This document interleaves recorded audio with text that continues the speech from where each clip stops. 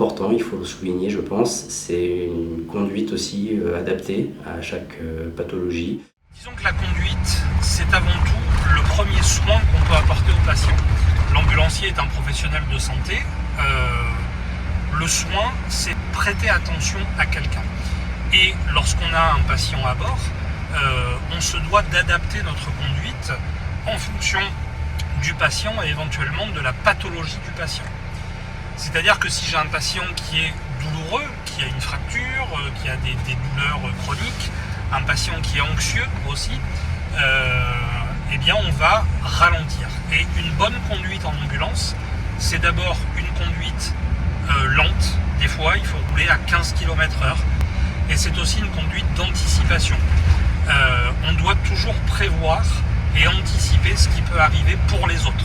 On ne demande pas aux conducteurs qui nous entourent d'être attentifs à l'ambulance, donc on doit être attentif pour eux.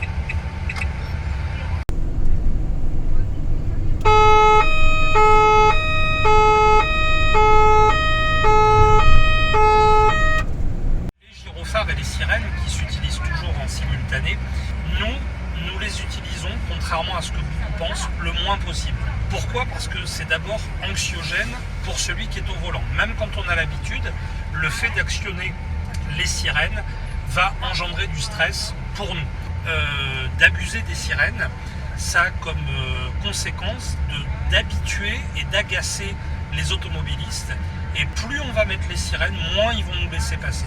Donc une fois de plus, contrairement à ce que beaucoup pensent, on les utilise vraiment le moins possible.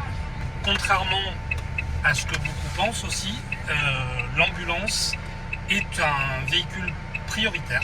À partir du moment où nous sommes mandatés par le SAMU, nous sommes un véhicule prioritaire au même titre que la gendarmerie ou la police par exemple.